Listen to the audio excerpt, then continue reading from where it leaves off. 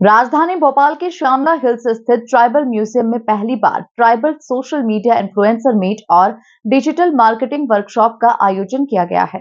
इस 2 दिवसीय कार्यक्रम का शुभारंभ मध्य प्रदेश के मुख्यमंत्री डॉक्टर मोहन यादव ने किया। आपको बता दें कि इस दौरान सीएम मोहन यादव ने कहा कि आज के समय में टेक्नोलॉजी और सोशल मीडिया से हम अपनी प्रतिभा को पूरे देश और दुनिया तक पहुंचा सकते हैं। देखिए खास रिपोर्ट। राजधानी भोपाल में पहली बार tribal social media influencer meet का आयोजन हो रहा है, जहां मुख्यमंत्री डॉक्टर मोहन यादव ने इस मीट और डिजिटल मार्केटिंग वर्कशॉप का शुभारंभ किया। ये कार्यक्रम 30 और 31 मई को श्यामला हिल्स स्थित ट्राइबल म्यूजियम में आयोजित किया जा रहा है। इस वर्कशॉप में मध्य प्रदेश के अलग अलग जिलों से चयनित सोशल मीडिया पर सक्रिय आदिवासी युवा हिस्सा ले रहे हैं। इस कार्यक्रम में पहुंचे मुख्यमंत्री डॉक्टर मोहन यादव ने कहा कि आज के समय में टेक्नोलॉजी और सोशल मीडिया से हम सभी अपनी प्रतिभा को पूरे देश और दुनिया तक पहुंचा सकते हैं। उन्होंने आगे कहा, आज हर कोई झांसी की रानी को जानता है क्योंकि उन्हें सुभद्रा कुमारी चौहान जैसी इन्फ्लुएंसर मिल गई, लेकिन रानी दुर्गावती के इतिहास से बहुत कम लोग वाकिफ हैं क्योंकि उनका प्रचार प्रसार नहीं हुआ।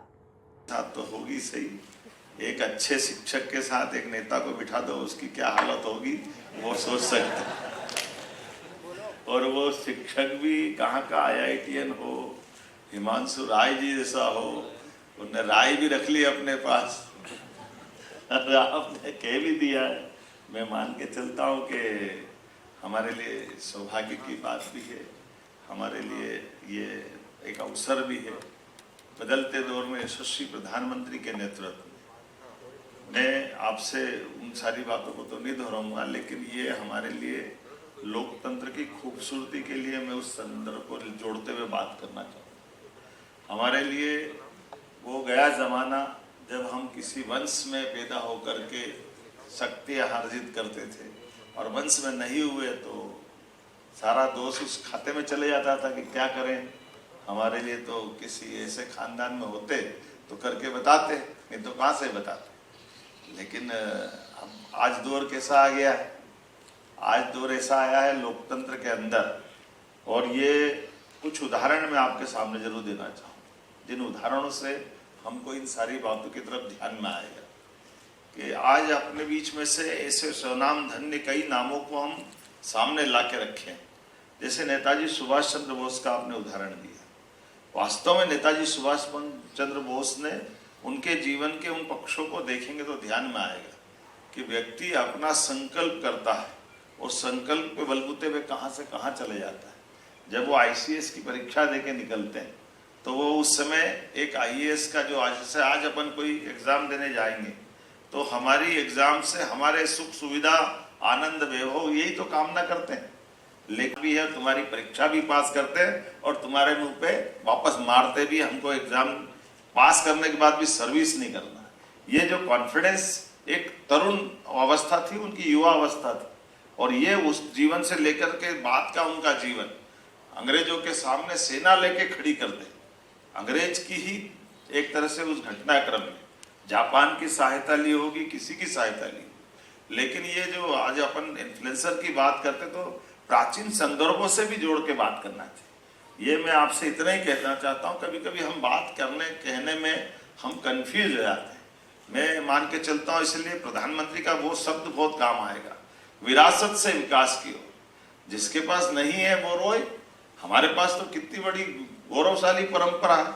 हमारे पास टंटिया मामा से लगा करके रानी दुर्गावती तक का कितना लंबा शासन है। जोरदार अभिनंदन करें, ऐसे गौरवशाली हमारी सांस्कृतिक, कितना जनजाति क्षेत्र में समृद्ध हमारी परंपरा है।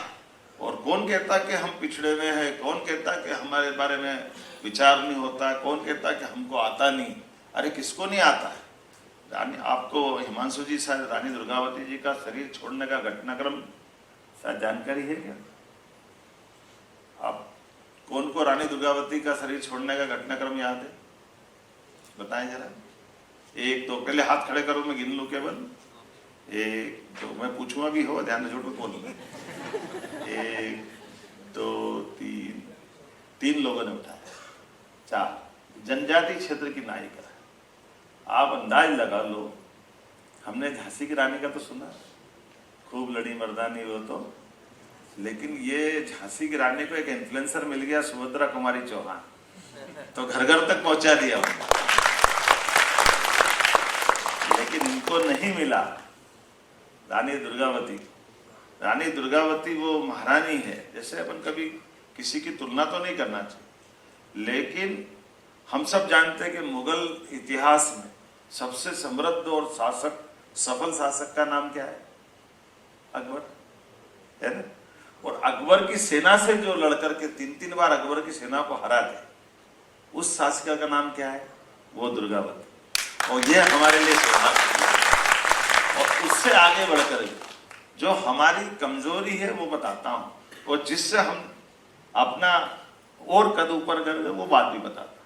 रानी दुर्गावती ने अकबर के शासनकाल में, अकबर ने 3 युद्ध लड़ने के बाद निर्णय किया कि कैसे भी करके रानी उसको दिल्ली का नरेश मान ले, वो अपना राज्य चलाती रही।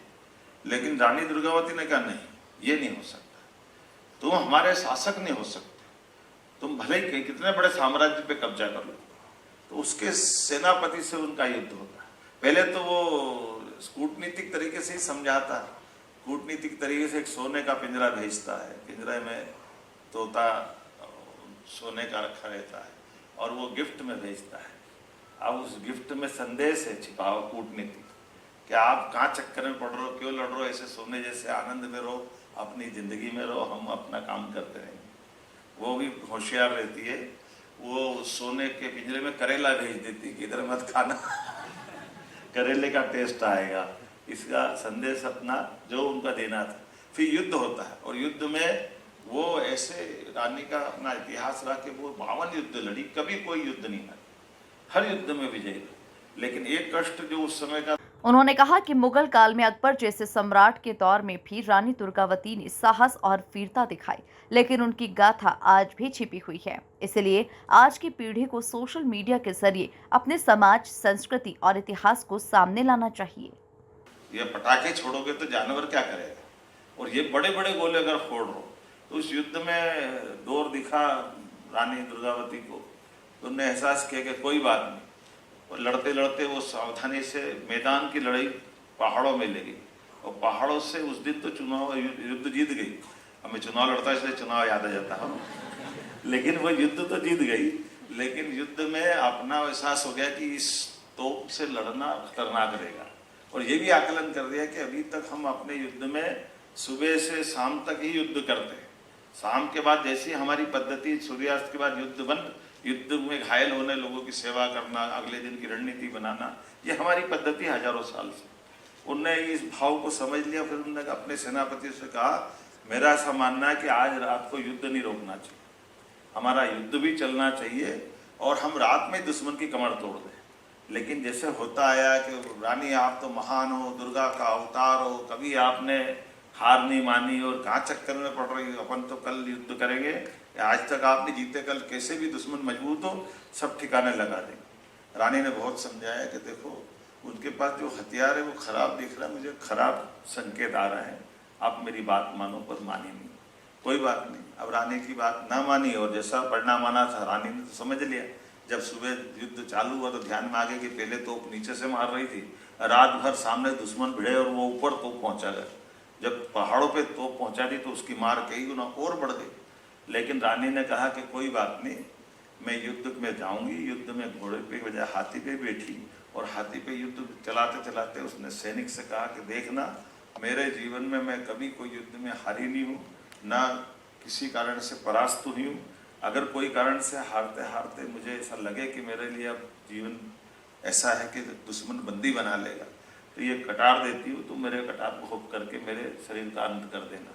मैं अपने जीवन में हार बर्दाश्त नहीं करूँगी, और ना दुश्मन के हाथों बंदी बनाना। और संयोग ऐसा होता है कि एक तीर रानी की दुर्गावती के आंख में लगता है। इस वर्कशॉप का मकसद आदिवासी युवाओं को डिजिटल प्लेटफॉर्म्स के जरिए आत्मनिर्भर बनाना है, ताकि वे न केवल अपने कौशल का प्रदर्शन कर सके, बल्कि उसे आय में भी बदल सके। सरकार का उद्देश्य है कि इन्फ्लुएंसर के जरिए जनजातीय समाज की कला, संस्कृति, इतिहास और पहचान को राष्ट्रीय और अंतर्राष्ट्रीय स्तर पर प्रमुखता से प्रस्तुत किया जा सके। Bureau report, MP news, Bhopal.